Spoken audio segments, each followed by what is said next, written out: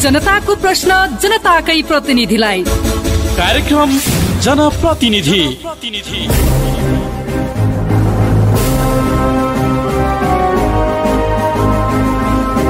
नमस्कार, रेडियो अन्नपूर्ण नेपाल 94 मेगाहर्जको कार्यक्रम जनप्रतिनिधिमा हार्दिक स्वागत छ। यो कार्यक्रम आइतबारदेखि शुक्रबारसम्म बेलुका 7 बजे प्रसारण हुन्छ भने भोलिपल्ट बिहान 9:30 बजे पुनः प्रसारण हुन्छ। कार्यक्रम जनप्रतिनिधिमा हामी स्थानीय सरकारको नेतृत्व गरिरहेका जनप्रतिनिधिलाई जनताका प्रश्न गर्छौं। जनप्रतिनिधिले उम्मेद्वार हुँदा गरेका घोषणा र अहिले जिम्मेवारी पाएपछि प्राप्त गरेका उपलब्धिको समीक्षा यो कार्यक्रममा हुनेछन् भने पालिकालाई समृद्धिको बाटोमा अघि बढाउन हाम्रो खबरदारी पनि रहनेछ। आजको कार्यक्रम इलामको रोङ गाउँपालिकाले गरेको कामका विषयमा केन्द्रित हुनेछ। पूर्वी नेपालको इलाम स्थित चुरे क्षेत्रमा रहेको पालिका हो रोङ गाउँपालिका। पूर्वमा भारत, पश्चिम र उत्तरमा सूर्योदय नगरपालिका र दक्षिणमा झापा जिल्ला यो पालिकाको सीमामा छ। साबिकको जिर्मले, इरौटार, कोलबुङ र शान्तिपुर गाविस मिलेर हालको रोङ गाउँपालिका बनेको हो। धार्मिक, पर्यटकीय एवं कृषिका क्षेत्रमा गरेका कामका विषयले यो पालिका देशभर चर्चामा छ। यो पालिकाले कसरी काम गरिरहेको छ, पालिकाका अध्यक्ष मणिकुमार स्याङ्गोसँग कुराकानी गरौं। अध्यक्षज्यू, कार्यक्रम जनप्रतिनिधिमा स्वागत छ। हजुर, धन्यवाद। तपाईले नेतृत्व गर्नुभएको पालिकालाई संक्षिप्त रूपमा चिनाइदिनु न, यो कस्तो पालिका हो? रोङ गाउँपालिका इलाम जिल्लाको एउटा दक्षिणी भेगमा झापा र भारतसँग जोडिएको, सीमा जोडिएको गाउँपालिका हो। यो चुरे पहाडमा अवस्थित छ र हाम्रो जम्मा 155 वर्ग किलोमिटर, 17,800 समथिङ नागरिक बसोबास गरेको, कृषि क्षेत्रको उच्च सम्भावना रहेको, पर्यटकीय, धार्मिक पर्यटकीय सम्भावना पनि रहेको एउटा अत्यन्तै सुन्दर रोङ गाउँपालिका हो। यो पालिकालाई तपाईहरूले अरू थप सुन्दर बनाउनको लागि चाहिँ के गर्दै हुनुहुन्छ? जस्तै पूर्वाधार विकास मध्ये पनि सडक सञ्जालमा मेची राजमार्गको किनारमा रहेको, मेची राजमार्गको बीच भागमा रहेको यो पालिका समग्र पालिका स्तरमा सडक सञ्जालमा कसरी जोडिएको छ? जम्मा 96 वटा सडक छ। त्यसमा मेची राजमार्ग एउटा कालो पत्रै छ, बाँकी सबै कच्ची छन्। त्यसमा priority first, priority second, priority third गरेर जम्मा 429 किलोमिटर सडक छ। स्थानीय सरकारको स्रोत साधन अत्यन्तै न्यून रहन्छ। नागरिकको अपेक्षा सबै बाटो बनोस् भन्ने छ। तर हामीले हेभी इक्विपमेन्ट, 2टा भ्याकुलेटर, स्क्याभेटर आफै खरिद गरेका छौँ। मेसिनको काम हामी आफै इन्धन हालेर गर्दैछौँ। बाँकी रहेको बजेट सबै स्ट्रक्चरमै खर्च गर्छौँ र वार्षिक 8 देखि 10 किलोमिटर पक्की संरचना, ग्राभलसम्मको नाली सहितको सडकहरू विभिन्न खण्डमा विभिन्न सडकहरू गर्दैछौँ र प्रदेश र सङ्घको लबिङमा बन्दै गरेको केही ठुला पुलहरू छन्, ठुला सडकहरू 1-2 वटा छन् र यी यसरी निर्माण हुँदै गरेको सडकहरूले वडा, पालिका, स्वास्थ्य चौकी, नजिकको जिल्ला, हाट बजार जोड्ने सडकहरूलाई थोरै सीमित स्रोत साधनबाट कसरी व्यवस्थित गर्न सकिन्छ भन्ने दिशातर्फ काम गर्दैछु। अब यसमा तपाईको अवधिमा, तपाईले नेतृत्व गरिराखेको अवधिमा सडक सञ्जालको अवस्थिति रोङ गाउँपालिकामा कति पुग्छ होला? तपाईले बजेट पनि हेर्नुभयो, काम गर्न सक्ने क्षमता पनि हेर्नुभयो, यसलाई के गर्न सकिन्छ भन्ने खालको अहिले अब यता सङ्घमा बजेट निर्माणको क्रम छ, तपाईहरूले पनि त्यो तयारी गर्दै हुनुहुन्छ। कस्तो छ, कस्तो पाउनु भएको छ तपाईले अनुमान सहित गर्दाखेरि, यो अवधिको काम गरेको अनुभव हेर्दाखेरि? हाम्रो जम्मा 429 किलोमिटर सडक हो। 3 भागमा हामीले चाहिँ फर्स्ट, सेकेन्ड, थर्ड प्रायोरिटीको हिसाबले अघिल्लो कार्यकालमा 7,900 मिटर पक्की नाली सहित ग्राभलिङ सडक बनेछ। यो कार्यकाल सुरुवात भएसँगै यो रनिङ आर्थिक वर्षको 2 आर्थिक वर्षमा हामीले जम्मा 14,435 मिटर पक्की नाली बनायौँ। यो वर्ष हालदेखि 10 किलोमिटर प्लस हुँदैछ। यो हिसाबले हेर्दा हामीले नाली सहितको पक्की पिच बाहेकको सडक यो कार्यकालमा 40 देखि 50 किलोमिटर बनाउन सकिन्छ। तर हाम्रो सडक 429 किलोमिटर हो र अन्य नेचुरली ग्राभल भएको एरियामा माटोको ड्रेन बनाएर ग्राभल इक्विपमेन्टले चाहिँ व्यतीत गर्ने सवालमा अरू 30-40 किलोमिटर हामी बनाउन सकिएला। र योभन्दा ठुलो स्थानीय सरकारको स्रोत साधनले पुग्दैन। हामीले गर्न सक्ने यति नै हुन्। नागरिकलाई नै हामीले यति नै भनेका छौँ। यसको गुणस्तर र समयमा सम्पन्न गर्ने कुरामा हामी सचेत र जिम्मेवार ढङ्गले पढाइका साथ, पारदर्शिताका साथ हामी लागेको छौँ। अब बजेट बन्दै गरेको सङ्घीय सरकारको सन्दर्भगत तपाईँले कुरा उठाउनुभयो।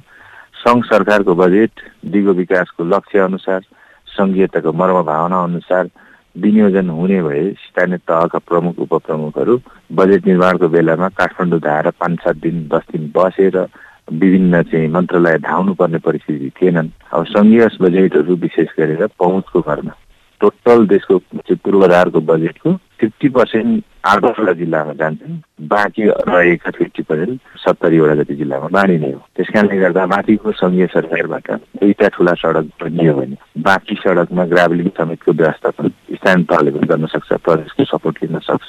यति भयो भने हाम्रो उत्पादनहरू, हाम्रो सेवा प्रवाहको चाहिँ कुरा दृष्टिकोणले यातायातको कुराहरू यसलाई व्यवस्थापन गर्न सहज हुन्थ्यो। जस्तै बजेट निर्माणको तपाईँले उठाउनु भएको विषय एकदम महत्त्वपूर्ण छ। खासमा स्थानीय पालिकाहरूसँग अहिले अर्थमन्त्रीले विभिन्न मन्त्रालयगत रूपमा विभिन्न मन्त्रालय र मन्त्रीहरूसँग छलफल गरेर बजेट निर्माणलाई हामीले एकदम सन्तुलित बनाउने प्रयास गरेका छौँ भन्नुभएको छ। यो चाहिँ पालिका स्तरबाट स्थानीय तहसँग चाहिँ अर्थमन्त्रीले कस्तो खालको समन्वय गर्नु पर्थ्यो, के पर्थ्यो, जसले गर्दाखेरि चाहिँ समान रूपले सबै क्षेत्रतिर बजेट आउन सक्थ्यो? तपाईँलाई कस्तो लाग्छ? देशमा राजनीतिक संघीयता आएको छ र वित्तीय संघीयता आएको छैन, पुरानै ढाँचामा छ। अर्थमन्त्रीले सबै पालिकासँग समन्वय गर्न त सम्भव छैन, तर गर्न सक्ने के चाहिँ हो भने एउटा रोङ गाउँपालिका भित्रको सडक, महत्त्वपूर्ण सडक कुन हो, आवश्यकता व्यक्तिको हुन्छ, समूहको हुन्छ, गाउँको हुन्छ, वडाको हुन्छ, पालिकाको हुन्छ, जिल्लाको हुन्छ, प्रदेशको हुन्छ, देशको हुन्छ, पालिका मिलेर सङ्घीय सरकारसम्म पेश गर्ने कुन स्वार्थको योजना पेश्ने हो? एउटा टोललाई समेट्ने स्वार्थको योजना लाने हो कि वडालाई मात्रै समेट्ने योजना लाने हो कि हामीले बनाएका आवधिक योजनाहरूमा कुन सडकलाई हामीले प्राथमिकता राखेका छौँ? स्थानीय तहले प्राथमिकतामा राखेको त्यसको चाहिँ आधारसहितको प्राथमिकतामा राखेको योजनाहरूलाई मात्रै माथिबाट बजेट दिने, यानि कि नाताको भरमा, कार्यकर्ताको भरमा एउटा टोलमा जाने बाटोको सिफारिसमा हाम्रो मुख्य सडकहरूभन्दा ठुल्ठुलो बजेट केन्द्रले हालिदिन्छन्। यसले चाहिँ स्थानीय तह, प्रदेश र सङ्घको यो सङ्घीयताको मर्म भावनालाई कुल्चेको अवस्था छ। वित्तीय सङ्घीयता पनि कार्यान्वयन भएन र यसले अन्ततः गएर देशलाई ठुलो क्षति पुर्याउँछ। राज्य कोषको स्रोत साधन चाहिँ आफ्नो चुनाव जिताउनलाई, आफ्नो पार्टी टिकाउनलाई, आफ्नो चाहिँ आफ्नो वर्चस्व बरकरार राख्नको लागि अत्यन्तै ठुलो धनराशि पोलिटिसियनहरूले शक्तिमा पुगेपछि गरेको अवस्था हो। त्यसकारणले आजको देशको अर्थतन्त्र यो धाराशायी हुनुको कारण पनि यही हो। हामीले 20-30 वर्षदेखि इन्भेस्ट गरेको परियोजनाहरूको आम्दानी अहिलेसम्म लिन सक्ने योजनाहरू 90% भन्दा बढी योजनाहरूको इन्भेस्ट मात्रै भयो, यसको आम्दानी लिन सकेन। त्यसकारणले वर्षौँदेखि इन्भेस्ट गर्ने, आम्दानी लिने सोच नराख्ने, नलिने अथवा त्यस्तै ठाउँमा लगानी गर्ने यो निरन्तर प्रक्रिया चलिरहेको छ। अब एक दिन यस्तो दिन आउँदैछ नेपालको अर्थतन्त्र, मैले यसो पिक्चर हेर्दाखेरि राम्रो सङ्केत छैन। त्यति बेला शिक्षा त मिल्नेछ, तर हामी देश त सकिसकेको हुनेछौँ। त्यसकारणले गर्दा अर्थमन्त्रीज्यूले स्थानीय सरकारहरूको जिल्ला स्तरीय स्वार्थको सडक कुन कुन हुन्, पालिका स्तरको स्वार्थको सडक कुन कुन हुन्, प्रदेश स्तरको स्वार्थको सडकहरू कुन कुन हुन्, यी कुराहरूलाई चाहिँ सूचीकृत गरेर ती योजनाहरूलाई प्रदेशले कति हाल्ने, सङ्घले कति हाल्ने, स्थानीय तहले कति हाल्ने, बरु जोइनमा गरे पनि हुन्छ। स्थानीय तहले 5-10% हाल्ने अथवा जति भए पनि सहभागिता जनाएर यो दिशातर्फ जाने हो भने हामी केही न केही एउटा पालिकामा 1-2टा मुख्य रणनीतिक सडकहरूलाई 5 वर्षमा व्यवस्थित गर्न सकिन्छ। पिच नगरे पनि ग्राभलसम्म भयो भने पनि गर्न सकिन्छ, जसको कारणले उत्पादनको ढुवानी सहज हुन्छ, कम लागतमा सम्पन्न हुन्छ, हरेक किसिमको चाहिँ उपलब्धिहरू हासिल गर्न सकिन्छ, जसको जसले रोजगार सृजना हुन्छ, कृषि उत्पादन बढ्छ, बजारीकरण हुन्छ, आयातलाई प्रतिस्थापन गर्न सकिन्छ। तर यहाँ मुख्य सडकहरू भन्दा पनि कुनै एउटा टोलको, कुनै एउटा व्यक्ति अर्थ मन्त्रालय अथवा सङ्घीय सरकारसँग नजिक भएको नाताले बजेट विनियोजन हुने प्रवृत्ति कायमै छ। यसले देश सक्छ एकदमै। अब अलिकति सडककै विषय कुरा गरौँ। त्यसमा पनि यो किटेनी क्षेत्र चाहिँ मेची राजमार्गको सबैभन्दा बढी दुर्घटनाग्रस्त क्षेत्र भनेर पनि टिक्का टिप्पणी गरियो अलि अगाडि। अहिले दुर्घटना केही न्यूनीकरण भएको छ। यो राजमार्गमा तराईबाट चल्ने अनि पहाडी क्षेत्रमा गुड्ने सवारी साधन भएकाले पनि उनीहरूले प्राविधिक कारणले पनि धेरै ठाउँमा दुर्घटना भएका घटनाहरू हामीले विगतमा पायौँ। अहिले दुर्घटना न्यूनीकरण गर्नको लागि र यो क्षेत्रलाई व्यवस्थित बनाउनको लागि पालिकाले आफ्नो क्षेत्रमा भएको यो हाइवेलाई कसरी व्यवस्थापन गरेको छ? राष्ट्रिय राजमार्गहरू सङ्घीय सरकार मातहतको योजनाहरूमा पर्छ र किटेनीदेखि हर्कटेसम्म रुङ गाउँपालिकाको भूभागमा पर्छ। यो दुर्घटनाको दृष्टिकोणले अत्यन्तै जोखिमयुक्त क्षेत्र नै मानिन्छ र अहिले तमोर करिडोर, दमकराखे रवि सडक, माइखोला टु दानाबारी हुँदै बिचबाट आउने अन्य बाइपासका रोडहरू खुलिसकेपछि यो मेची राजमार्गको चाप पनि घटेको छ। तर कहाँदेखि नि कन्यामदेखि फिक्कलदेखि इलाम पाँचथर जानेको चाहिँ चाप घटेको कन्याम श्रीअन्तु रोङसम्म आउने गाडीहरू चाहिँ पर्यटकीय गन्तव्य भएको कारणले अत्याधिक धेरै ट्राफिक जामहरू हुने गर्दछ। त्यसकारणले हामीले सडक विभागसँग समन्वय गरेर यो मेची राजमार्ग अब सबैतिर चौडा गर्नु पर्दैन, बाइपास रुटहरू धेरै खुलिसके भएकै सडकलाई व्यवस्थित गर्नुहोस्, तर कन्याम फिक्कलसम्म झापाबाट जोरकलसबाट कन्यामसम्मको सडक चाहिँ चौडा गरौँ र यसलाई चाहिँ पर्यटकीय बाटोको रूपमा चाहिँ विकास गरौँ भन्ने हिसाबले अस्ति भर्खरै 35 करोड बजेट स्वीकृत गरेर यसका केही चौडाहरू गर्ने, मोड सुधारहरू गर्ने, ट्राफिक व्यवस्थापनलाई सुव्यवस्थित गर्नलाई आवश्यक पर्ने पूर्वाधारहरू निर्माण गर्ने भनेर ठेक्का आह्वान भएको छ। अब अलिकति तपाईँले जोड्नु भएको पर्यटनसँग जोडिएकै क्षेत्रमा कुराकानी गरौँ। यो क्षेत्र चाहिँ सानी पाथिभराले चिनिने अहिले प्रसिद्धि पाएको कोलबुङ क्षेत्र भयो, अनि कर्सुङ पदमार्ग निर्माणको क्रममै रहेको विषय भयो। यो सँगसँगै पर्यटन प्रवर्धनका लागि चाहिँ पालिका स्तरमा भइरहेका कामहरू के छन्? पर्यटन प्रवर्धनमा विश्व पर्यटन बजारमा नेपालले स्ट्रक्चर पूर्वाधार बनाएर प्रतिस्पर्धा गर्न सक्दैनौँ। हामीसँग प्रकृति छ, प्रकृतिलाई नै सजाउने हो। हामीसँग धार्मिक स्थल, प्रसिद्ध धार्मिक स्थलहरू छ, हामीसँग हाम्रो धर्म परम्परा संस्कृति छ, वेशभूषा छ, भाषा छ, हाम्रो रैथाने उत्पादन परिकारहरू छ। हामीले यसैलाई सिँगारेर सजाएर पर्यटकलाई लोभ्याउने हो, आकर्षण गर्ने हो, आकर्षित गर्ने हो, व्यवसाय गर्ने हो। त्यो हिसाबले रोङ गाउँपालिकाले एउटा कर्सोङ पदमार्ग अघिल्लै कार्यकालबाट सुरु गरेर अहिले सञ्चालनमा छ, निर्माणाधीन अवस्थामा छ। यो चाहिँ कन्याम श्रीअन्तु फिक्कल पाथिभराबाट घुम्दै गरेका पर्यटकहरू एउटा नेटवर्किङ रुटको रूपमा जस्केलो सामुदायिक होमस्टे हुँदै ब्युटी बोर्डर मेची सिद्धि भारत नेपालको सीमा बोर्डरसम्म पुग्ने, यता झापाको चाहिँ कृष्णथुम्की काँकरभिट्टा लगायतको पर्यटकलाई कन्याम कसरी जोड्ने भनेर हाम्रा गन्तव्यहरू छरिएर रहेका छन्। गन्तव्यहरूलाई जोड्ने कुरामा श्रीअन्तु आएको पर्यटकलाई कसरी कर्सोङ लाने, कर्सोङ आएकोलाई कसरी श्रीअन्तु लाने भन्ने विषयमा हामीले अलिक गन्थन कम गरेको अवस्था छ।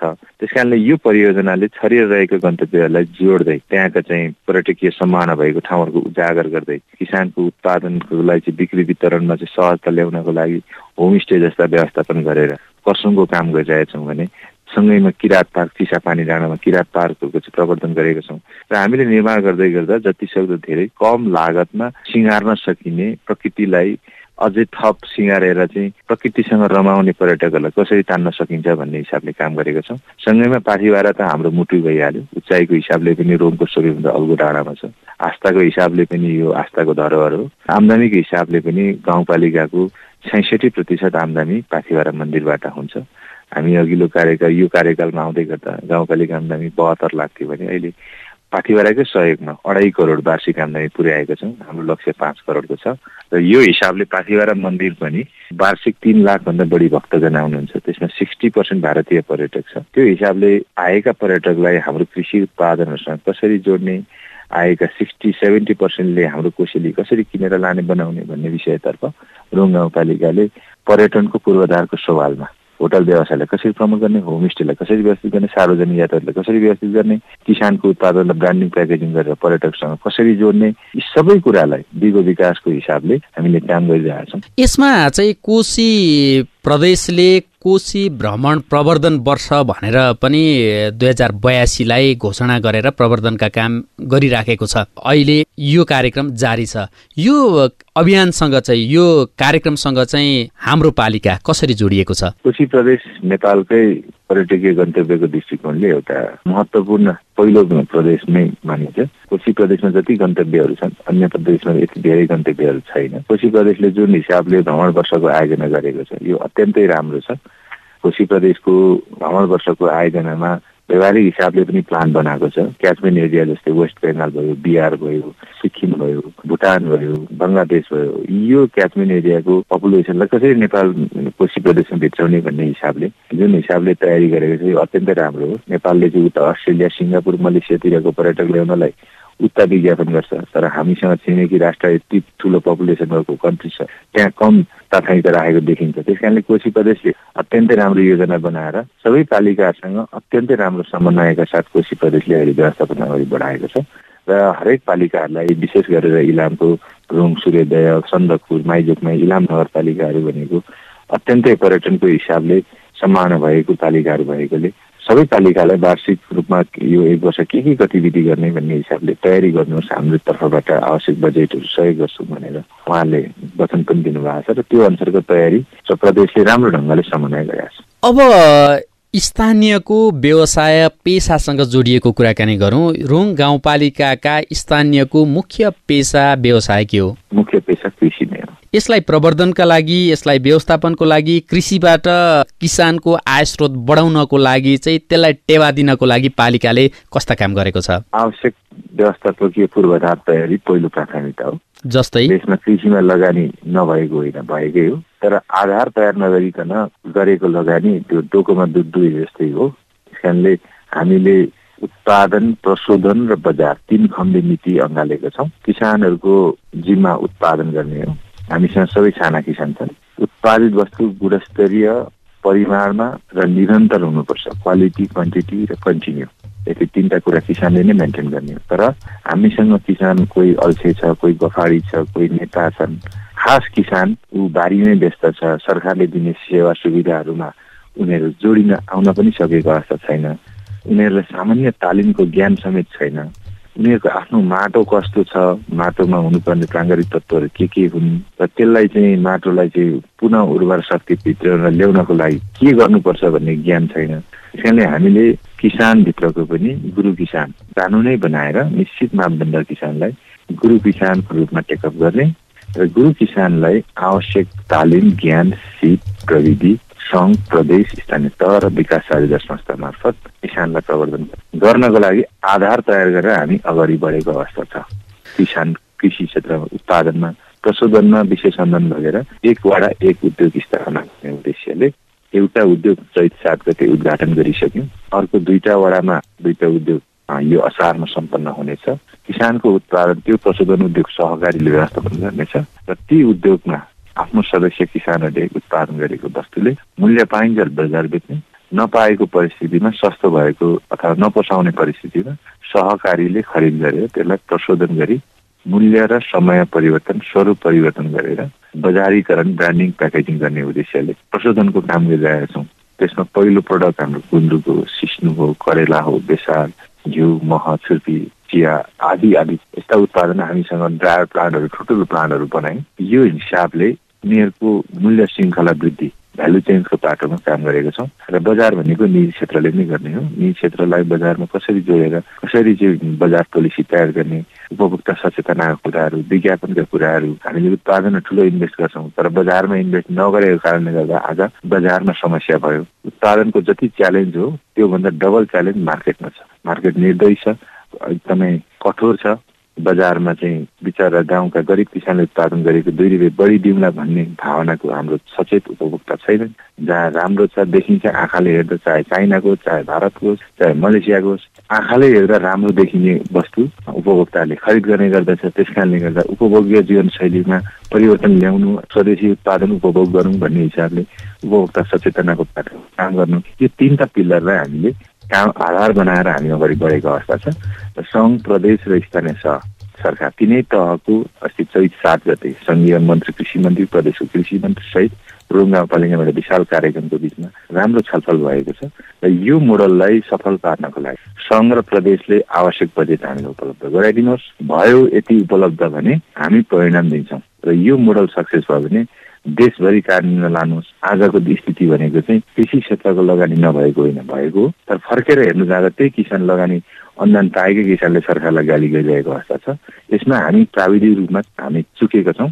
हामीले कुनलाई कति प्राथमिकता दिने, पैसा बिनै गर्न सकिने योजनाहरू के थिए, पैसा थोरैमा गर्न सकिने योजनाहरू के थिए, यी कुराको अन्धधुन्ध ख्याल नगरिकन ठुल्ठुला अनुदानहरू हामीले बाँडेको अवस्था छ। त्यस कारणले कृषि क्षेत्रको सुधार भनेको बजेट मात्रै चाहिँ होइन।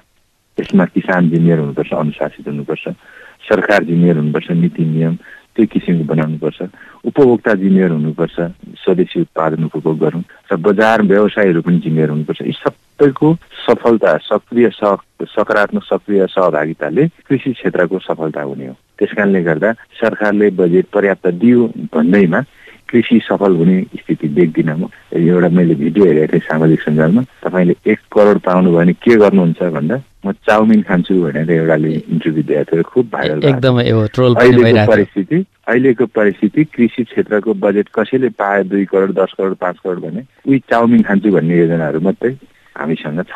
त्यसकारणले रोङ गाउँपालिकाले जुन हिसाबले योजना बनाएर अगाडि बढेको छ, एउटा मोडल प्लान बनेको छ। यसलाई कार्यान्वयन गर्नको लागि विकास साझेदार सङ्घ र प्रदेशको सहयोग मिल्यो भने हामी भूगोलमा खटेर जनतासँग जोडिएर जनतालाई सक्रिय सकारात्मक सहभागिता दिलाएर जनाएर यो योजना सफल पार्ने लक्ष्यतर्फ हामी काम गरिरहेका छौँ।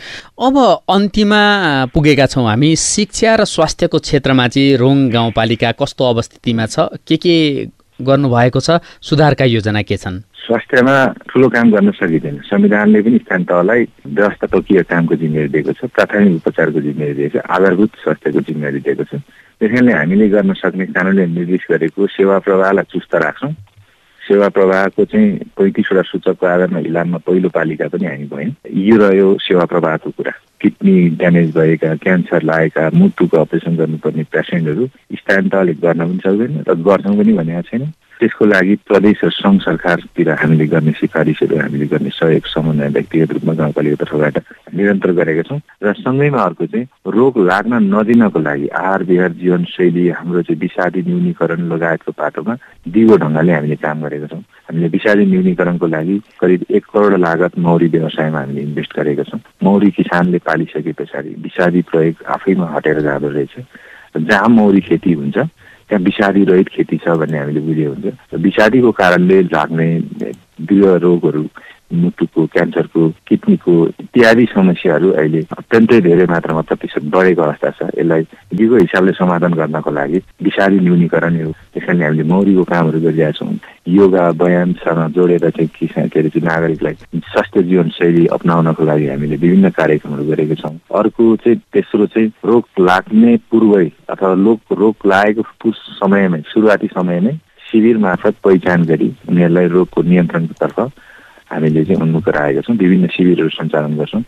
उहाँको चेकहरू गरेर सम्बन्धित अस्पतालतर्फ चाहिँ उहाँहरूलाई चाहिँ सिफारिस गर्ने अथवा पठाउने सहयोग गर्ने यो हिसाबले पनि रोगको प्रारम्भिक चरणमै पहिचान गरी नियन्त्रणमा लिने रणनीति, 3टा रणनीति हामीले अगाडि बढाएका छौँ। योभन्दा ठुलो हामी गर्न सक्दैनौँ पनि। शिक्षामा हाम्रो चाहिँ करिब 19-20 करोड पैसा हामी शिक्षामा चाहिँ वार्षिक रूपमा खर्च हुन्छ। पूर्वाधार बाहेक करिब प्रति विद्यार्थी 80-85 हजार रुपियाँ कस्ट आउँदो रहेछ। शिक्षामा लगानी कम भयो भन्ने एक भाषा एक थरी पनि चलिरहेको अवस्था छ।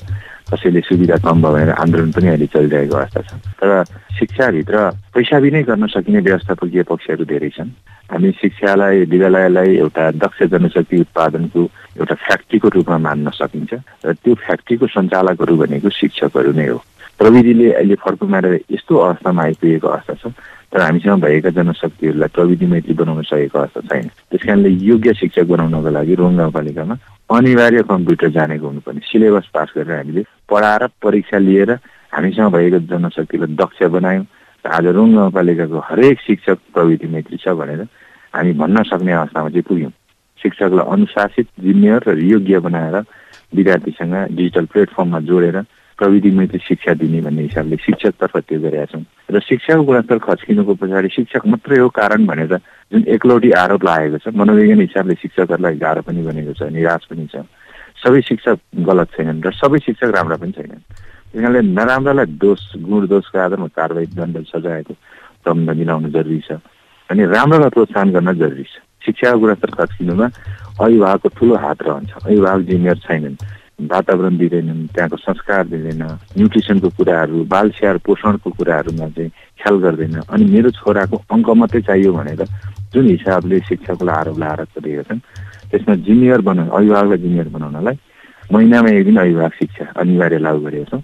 बाल स्याहार पोषण, जिम्मेवार, कर्तव्य, अधिकार जस्ता कुराहरू हामी पढाउँछौँ र यो कुराले शिक्षकलाई गुणस्तर सुधारमा केही टेवा पुगेको छ। र विद्यार्थीतर्फ पनि हामीले अर्को तेस्रो विद्यार्थीतर्फ चाहिँ हामीले विद्यार्थीलाई बचपनदेखि नै उद्यमशीलतामा कसरी जोडेर लान सकिन्छ, व्यावहारिक शिक्षा कसरी दिन सकिन्छ भन्ने उद्देश्य राखेर उद्यमशीलताको लागि आधारभूत सैद्धान्तिक ज्ञान अनुशासन भनेको एउटा वित्तीय अनुशासन हो। वित्तीय अनुशासन जोसँग छैन उसँग जति इन्भेस्ट गर्ने सामर्थ्य भए पनि त्यो उद्यमी बन्न सक्दैन, उद्योगी बन्न सक्दैन। त्यस कारणले यो बचतको संस्कार, रुपियाँको महत्त्व बुझाउनु स्कुल लेभलबाटै आवश्यक छ भनेर हामी सबै विद्यार्थीको ब्याङ्क खाता खोलेका छौँ। त्यो ब्याङ्क खाता अहिले नन अपरेटिङ एकाउन्ट, 1 करोड मात्रै बचत मात्रै हुन्छ, निकाल्न मिल्दैन। त्यो बचत निकाल्नको लागि उसले 12 पास गरेर डिप्लोमा पढ्ने बेलामा अथवा एसी लेखेर 11-12 पढ्न जाने बेलामा गाउँ छोडेर बाहिर पढ्न जाँदाको कन्डिसनमा मात्रै पालिकाको सिफारिसमा त्यो खाता अपरेट हुन्छन् र त्यो खातामा रोङ गाउँपालिकाले दिनको 1 रुपियाँ बचत गरिदिन्छ। यो कार्यान्वयन भएको अस्ति मङ्सिर 1 गते 1 वर्ष पुग्यो। 1 वर्षमा करिब विद्यार्थीको 2200 विद्यार्थीको करिब 35 लाख हाराहारी पैसा जम्मा भएछ, बचत भएछ। यसले 1 रुपियाँको महत्त्व बुझ्यो, बचतको संस्कार सिक्यो, वित्तीय अनुशासनको कुराहरू सिके र हामी जुन उच्च शिक्षाको लागि अभिभावकहरूको आर्थिक अभावको कारणले जुन चटारो थियो, भार थियो, त्यसलाई अन्त्य गर्न सकियो र बिस्तारै बिस्तारै अबको 5-10 वर्षमा रोङ गाउँपालिकाले कुनै पनि विद्यार्थीलाई छात्रवृत्ति दिनु पर्दैन। यो बचत हामीले दिनको 1 रुपियाँ र उसको चयन गर्दाखेरि त्यो छात्रवृत्तिको विकल्प पनि हुन सक्छ र देशैभरि सबै विद्यालयको विद्यार्थीलाई ब्याङ्क खाता खोलेर यो बचत र रुपियाँको महत्त्व बुझाउने हो भने अबको 10 वर्ष पछाडिका जति पनि युवाहरू बजारमा निस्किन्छ उद्यमी बन्नको लागि सबैमा वित्तीय अनुशासन हुन्छ, बचतको महत्त्व बुझेको छ, रुपियाँको महत्त्व बुझेको छ। समग्र देशको आर्थिक मेरुदण्ड मानिने निजी क्षेत्रलाई सबल बनाउनको लागि विद्यार्थीसँग जोडेर यो कार्यक्रमहरू पनि चलाएको छौँ र यी यस्ता मसिना कार्यक्रमहरू विद्यालयको आन्तरिक आम्दानीलाई मजबुत पार्नको लागि बाँझो जमिनहरू विद्यालयको नाममा रहेको जमिनमा चियाहरू रोपेका छौँ, एभोकाडो रोपेका छौँ, मलबाँसहरू रोपेर बाँस बगानहरू बनाएका छौँ। आन्तरिक आम्दानीलाई मजबुत बनाउनुपर्छ। मार्कर किन्न सरकारसँग पैसा खोजेको 50औं वर्ष भए, 100औं वर्ष भए, अब सरकारले मार्कर किन्ने पैसा दिने स्कुललाई होइन। स्कुलभित्र कृषि क्रान्तिको बारेमा पढाइ हुन्छ, उद्यमशीलताको बारेमा पढाइ हुन्छ, यी सारा कुरा पढाइ हुन्छ। अनि आफ्नै जमिन चाहिँ बाँझो राखेर बसेको अवस्था छ। देशभरिको सबै विद्यालयको जमिनको तथ्याङ्क भेला गर्ने भने 10औं हजार बिघा जमिन अहिले सरकार अथवा विद्यालयको नाममा रहेको जमिन बाँझो छ। अनि त्यो विद्यालयबाट उद्यमशीलताको पढाइ हुन्छ, त्यो विद्यालयबाट कृषि क्रान्तिको पढाइ हुन्छ, त्यो विद्यालयबाट रोजगार सृजनाको बारेमा पढाइ हुन्छ। ताकि आफ्नो जमिन बाँझो राखेर रोङ गाउँपालिकाले चाहिँ विद्यालयको जमिनलाई बाँझो नराख्ने, त्यसलाई खेतीमा परिणत गर्ने, त्यसलाई आन्तरिक आम्दानी बाँध्ने र यो हिसाबले हामी जाँदै भनेपछि रोङ गाउँपालिकाले कहीँ चिया रोपेको छ, कहीँ कफी रोपेको छ, कहीँ एभोकाडो रोपेको छ, कहीँ बाँस रोपेको छ। यो हिसाबले शिक्षा स्वास्थ्यलाई पनि व्यवस्थापन गरेर जाँदैछ। अब अन्तिममा अहिले व्यवस्थामाथि नै प्रश्न उठेको छ, जनप्रतिनिधिमाथि। अघि तपाईँले भन्नुभयो जस्तै राम्रो काम गर्ने, नराम्रो काम गर्ने दुईटै पनि होलान्। पक्ष विपक्षको कुराकानी तपसिल होला, क्षमता गरेको कामको विषय फरक फरक होला। तै पनि एक खालको जनमानसमा समग्र देशमा हेर्ने भने आक्रोश छ। यो आक्रोशलाई चाहिँ जनप्रतिनिधि कसरी चिन्नुपर्छ अन्त्यमा छोटो रूपमा? यो आक्रोश चाहिँ विवेकमा भन्दा बढी आवेगमा देख्छु। अमेरिका, अस्ट्रेलिया, सिङ्गापुर, मलेसिया घुमेर आएर त्यो देश जस्तै हाम्रो चाहियो भनेर घुर्की लडाउनु जरुरी छैन। हाम्रो देशको अर्थतन्त्रको आकार अत्यन्तै सानो छ। एउटा अमेरिकामा नेपाली गएर बस्यो भने बालकर नेपालको पैसा वार्षिक 10 लाख तिर्न तयार छ। त्यहाँ तिर्नु पर्दो रहेछ नेपालको पैसा कन्भर्ट गर्दा, घरको कर, घरधुरी कर। यहाँ आएर 200 रुपियाँलाई 300 बनायो भने कर देव भनेर नाराबाजी गर्छन्। राज्यले पनि गर्नुपर्ने कामहरू उचित प्राथमिकताका आधारमा गर्न नसकेको हो जनताको अपेक्षा अनुसारको। तर अपेक्षा पनि अत्यन्तै ठुलो र स्रोत साधन अत्यन्तै थोरै भएको कारणले गर्दा यसको खाडल छ। राजनीति गर्ने मान्छेहरूले म त्यो कुर्सीमा बस्यो भने सब पुरा गरिदिन्छु भनेर जनतालाई भनेको छ। कहिले एमाले सत्ता बाहिर अवस्था एमाले भनेको छ, सत्ता बाहिर अवस्था काङ्ग्रेसले भनेको छ, सत्ता बाहिर अवस्था माओवादीले भनेको छ। अनि त्यही दलहरू सत्तामा पुग्दा गर्नु केही पनि सकेका छैन। अनि नागरिकलाई के भ्रम छ त भन्दाखेरि अस्ति उसले भन्दै थियो यो सबै म गर्न सक्थेँ, यसले नियत राखेर गरेन भन्ने कुरा नागरिकलाई प्रयास। तर खास कुरा चाहिँ के हो त भन्दाखेरि हाम्रो देशको अर्थतन्त्र आज देशको ऋणको ब्याज तिर्नलाई अर्को ऋण लिएर तिर्नुपर्ने स्थितिमा पुगिसकेको छ। देशको आन्तरिक आम्दानीले चालु खर्च धान्न सक्नु छोडिएको अवस्था छ। ऋण लिएर बनाएको परियोजनाहरूको आम्दानी चालु भएको 5 वर्षसम्म पनि अत्यन्तै न्यून छ। त्यो चाहिँ प्रोजेक्टेड हिसाब के अडिट हेर्ने हो भने पनि त्यो रङ रिपोर्ट बनाएर चाहिँ योजना आयोगले त्यसलाई गौरव योजनाहरू बनाएर ऋण स्वीकृत गरेको अवस्थाहरू छन्। यसै अत्यन्तै हाम्रो चाहिँ अपेक्षाहरू धेरै छ। त्यसलाई पुरा गर्ने स्रोत साधन सीमित छ। अपेक्षालाई पनि घटाउनुपर्छ। राज्यले व्यवस्थापकीय पक्षलाई सुधार गर्दै नागरिकको अपेक्षा पुरा गराउनलाई अधिकतम प्रयत्नहरू गर्नुपर्छ। सुशासन, त्यो पारदर्शिता अप्नाएर यो ढङ्गले अगाडि गयो भने यो व्यवस्थामाथिको प्रश्न अब योभन्दा राम्रो व्यवस्था अर्को कुनै पनि हुन सक्दैन। हुनुपर्ने परिवर्तन सबै भइसकेको छ। अब जम्मा जम्ने राजनीति गर्ने, पदमा बस्ने नीति कर्मचारीदेखि लिएर यी सबैले अब जम्मा जम्ने अब परिवर्तन गर्ने भनेको बिहेभियरमा हो। हामीले कस्तो व्यवहार गर्ने, कस्तो आनी बानी आचरण अँगाल्ने यी सबै परिवर्तन भइसके। अब हामी आफै चाहिँ परिवर्तन हुनुपर्छ। त्यो नागरिक पनि पर्छ, राजनीति गर्ने पनि पर्छ, कर्मचारी पनि पर्छ, शिक्षक पनि पर्छ। अधिकार मात्रै बढी खोज्ने होइन, कर्तव्यको लागि पनि पालना गर्यौँ भने देश सम्भव सब बन्छ। हस्, समय र संवादको लागि तपाईँलाई धेरै धन्यवाद। हस्, धन्यवाद। उहाँ हुनुहुन्थ्यो रोङ गाउँपालिकाका अध्यक्ष मणिकुमार स्याङ्बो। हस् त, कार्यक्रम जनप्रतिनिधिको निर्धारित समय सकिएको छ। यो कार्यक्रम तपाईलाई कस्तो लाग्यो? रेडियो अन्नपूर्णको फेसबुक पेज facebook.com/रेडियो अन्नपूर्ण नेपालमा अपलोड भएको यही कार्यक्रममा कमेन्ट गरेर वा मेसेन्जर मार्फत हामीलाई प्रतिक्रिया दिन सक्नुहुनेछ। सँगै तपाईका जनप्रतिनिधिलाई तपाईले सोध्न खोज्नु भएको प्रश्न पनि हामीलाई पठाउन सक्नुहुनेछ। कार्यक्रम सुनेर साथ दिने तपाईँ सम्पूर्ण श्रोतालाई धेरै धन्यवाद। प्राविधिक मित्र विभुर अधिकारीसँगै कार्यक्रम जनप्रतिनिधि टिमलाई बिदा दिनुहोस्। रेडियो अन्नपूर्ण नेपाल 94 मेगाहर्ज सुन्दै गर्नुहोला। नमस्ते। जनताको प्रश्न जनताकै प्रतिनिधिलाई। कार्यक्रम जनप्रतिनिधि।